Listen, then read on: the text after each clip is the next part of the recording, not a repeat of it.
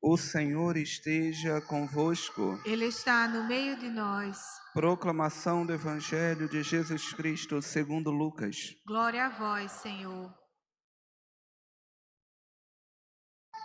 Naquele tempo, disse Jesus: Ai de ti, Corazim, ai de ti, Betsaida, porque se em Tiro e Sidônia tivessem sido realizados os milagres que foram feitos no vosso meio, há muito tempo teriam feito penitência, vestindo-se de cilício e sentando-se sobre cinzas. Pois bem, no dia do julgamento, Tiro e Sidônia terão uma sentença menos dura do que vós. Ai de ti, Cafarnaum, serás elevada até o céu? Não, tu serás atirada no inferno. Quem vos escuta, a mim escuta, e quem vos rejeita, a mim despreza. Mas quem me rejeita, rejeita aquele que me enviou. Palavra da salvação. Glória a vós, Senhor.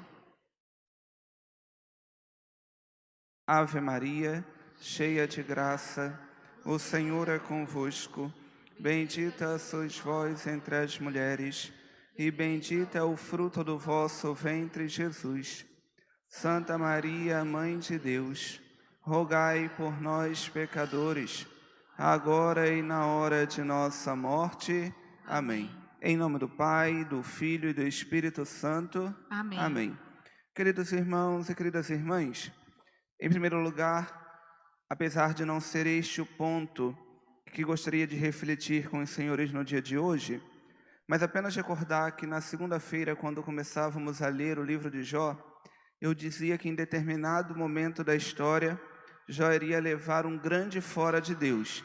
E no dia de hoje nós encontramos isso, Deus que é um tanto irônico com Jó. Na verdade, Jó, quando eu criei tudo, você já existia, né? Você já tinha muitos anos, é muito sábio, você tem muita experiência e, portanto, pode me julgar. Né? A pergunta e a afirmação que Deus faz para com Jó no dia de hoje. É muita ironia da parte de Deus, porque no final das contas, é claro que Jó não existia quando Deus criou tudo e não existe tantos anos e sabedorias na vida de Jó. Apesar, queridos, de não ser o ponto que eu gostaria de tratar no dia de hoje, é verdade também que às vezes é necessário que a palavra de Deus se dirija a nós desse modo, com uma certa ironia, com um certo deboche daquilo que é a perspicácia humana. Porque no final das contas, nós vivemos sempre um tempo muito marcado por uma característica, né, através dos ideais iluministas e por aí vai. Vivemos um tempo muito marcado por esse colocar Deus no banco dos réus e fazer as coisas melhores que Deus. Ora, no final das contas, Deus criou as coisas em uma ordem que não faz sentido, então eu preciso alterar a ordem. Deus criou homem e mulher, mas eu preciso dizer que não foi homem e mulher, eu vou recriar. Deus estabeleceu a instituição familiar como Ele deseja, mas eu não concordo, então eu tenho que fazer de novo, porque não é do meu jeito, não está nos meus parâmetros, porque não me agrada. Bom, no final das contas, é muita arrogância, e que é o problema de Jó no dia de hoje, é muita prepotência por parte do homem, é muita arrogância da razão humana, achar que o homem que não deu a sua própria existência, que não deu o seu próprio ser, que deve a sua existência a um outro, achar que ele pode reordenar o mundo de acordo com aquilo que ele pensa e daquilo que ele imagina. É o fim, aquele que não pode nem acrescentar um dia à sua vida, achar que pode transformar a realidade e mudar as coisas porque não está do meu agrado. É verdade que talvez, no dia de hoje, a palavra do Senhor precisa se dirigir a tantos homens e mulheres que pensam desse modo e dizer a verdade. Eu precisei da sua ajuda para criar tudo. É verdade que eu te consultei, pedi conselhos para fazer. E queridos, o mais triste é porque essa palavra de Deus, ela não precisa ser dirigida somente para homens e mulheres que estão fora da igreja, mas, infelizmente, cada dia mais precisa ser dirigida para homens e mulheres que estão dentro da igreja. Porque existem homens e mulheres que dentro da igreja, de dentro da igreja, colocam Deus no banco dos réus. E querem dizer a Deus que Ele errou. e que é, portanto, necessário corrigir os erros de Deus. Quando não somos nós, é alguém que está ao nosso lado. E é uma tristeza, porque no final das contas, o problema não é quem está fora, mas é quem está dentro dessa maneira. E aí eu chego no ponto que eu queria trabalhar no dia de hoje com os senhores. Existe uma frase muito conhecida acerca da Sagrada Escritura, que é: ignorar as Escrituras é ignorar o próprio Senhor. Podemos entender o ignorar aqui de duas maneiras. O desconhecer. Desconhecer as Escrituras é desconhecer o próprio Senhor, é não conhecer a Deus. Não conhecemos a Deus porque não conhecemos a palavra de Deus e, pior de tudo, a palavra de Deus encarnada, feito homem, que nos manifesta e nos revela quem é Deus. Agora, existe um outro tipo de ignorar, que não é o de desconhecer, mas é o de não dar importância. Ora, é verdade que o ignorar neste evangelho de hoje não é o desconhecimento, mas é o ser indiferente. Porque no final das contas, a fé é uma postura que deve mudar o coração humano. Existe um outro trecho do Evangelho onde Nosso Senhor nos diz que nem todo aquele que diz Senhor, Senhor, entrará no reino de Deus. Nem todos aqueles que professam a fé todo domingo, creio em Deus Pai Todo-Poderoso, creem. Nem todos aqueles que professam a fórmula creem. Porque no final das contas, crer não é recitar uma sequência de artigos. Isso não é crer. Isso deveria ser expressar, manifestar em artigos aquilo que modela o nosso modo de ser. E há muita gente que, professando a fé todo domingo, a cada Eucaristia, não permitem que aquilo que dizem que creem modelem o seu modo de ser.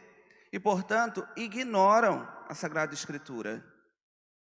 E, portanto, a palavra de Deus no dia de hoje se dirige a cada um desses homens e mulheres. E que Deus nos livre de sermos nós. Ai de ti! Porque se diante de Tiro e Sidônia tivessem sido feitos tantos milagres, eles teriam se convertidos. Mas este povo tem um coração tão duro que diante de tantos milagres, diante da palavra de Deus, diante do reino de Deus que chega no seu meio, é incapaz de sensibilizar o coração e mudar de vida. E olha que por sensibilizar, não estamos pensando no sentimentalismo barato, né? No dia de ontem, em uma ocasião, essa palavra insensível, ela bateu 38 vezes. Era a palavra mais repetida. Parece que era a única palavra conhecida em um discurso. Sensibilidade. O que é sensibilidade? Uma planta que eu encosto e dorme tem sensibilidade. A que nós chamamos de dormideira, não é? Encosta nela, ela dorme. Ela se fecha. Isso também é sensibilidade. O tigre tem sensibilidade. O girino tem sensibilidade. Tudo tem sensibilidade. O que é sensibilidade? Veja, essa sensibilidade que a palavra de Deus precisa gerar no nosso coração é algo muito mais além do que um certo sentimento ou uma certa empatia, mas é antes tornar-se humano, deixar que a palavra de Deus transforme. Ora, há muita gente que, escutando a palavra de Deus, não se deixa transformar por esta palavra de Deus. E a palavra de Deus é dirigida todo dia, todo domingo, e não é capaz de mudar a vida desses homens. Não porque há ineficiência na palavra de Deus, mas porque há dureza de coração, corações empedernidos no mal, que não permitem que a palavra de Deus penetre. Por fim, queridos irmãos, para não me alongar mais do que já me alonguei, esta indiferença, este ignorar a Sagrada Escritura, se manifesta na incompatibilidade da vida de fé com a vida pública. E não há como deixar de falar. Não é possível que alguém diga que crer numa coisa leve uma vida pública contrária àquilo que diz que crê. No dia de ontem eu colocava em um status a seguinte frase, que não é minha, é retirada do Papa Bento XVI, que ele dizia: nos primeiros séculos, homens e mulheres morreram, abraçaram o martírio para não traírem a verdade que receberam e conheceram, para permanecerem fiéis à verdade do Evangelho. Porque crer é mudar a vida, é mudar a existência, e, portanto, é comprometer todo o ser. Ele dizia, e foram heróis da fé, verdadeiros heróis. Mas no tempo de hoje, há cristãos, dizia o cardeal Ratzinger, que afirma que esses homens eram fanáticos e exagerados, extremistas, fundamentalistas. Prestemos atenção, se não é o discurso que nós ouvimos muitas vezes. Uma coisa é que eu creio em Deus, mas eu dizer que as minhas decisões públicas precisam estar de acordo, isso é bobeira, não tem nada a ver. Sério. Então você é esquizofrênico. Você tem duas personalidades, no mínimo. Prefiro apelar para a doença do que para o mau caratismo, né? Pelo menos a doença a gente cura e salva, né? E o mau caráter é mais difícil. E o Papa Bento continuava, ainda cardeal Ratzinger, por volta da década de 70, ele continuava dizendo, mas tudo bem, não podemos cobrar do nosso tempo a mesma firmeza dos primeiros séculos, porque é um tempo marcado por homens medíocres. Será que o cardeal Ratzinger estava equivocado na década de 70? Será que ele estava equivocado? Me parece que foi uma visão profética. Ele viu na década de 70 como estaríamos em 2022. Homens e mulheres que vivem de uma dicotomia entre aquilo que creem e aquilo que fazem, as escolhas que fazem. Isso não pode haver, queridos. Isso não pode haver.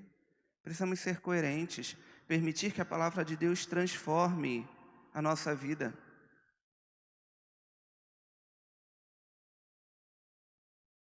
Tantos são os exemplos de homens e mulheres que não foram indiferentes, que não ignoraram a palavra de Deus, mas antes souberam acolher aquilo que o Senhor lhes pedia e viveram de maneira coerente.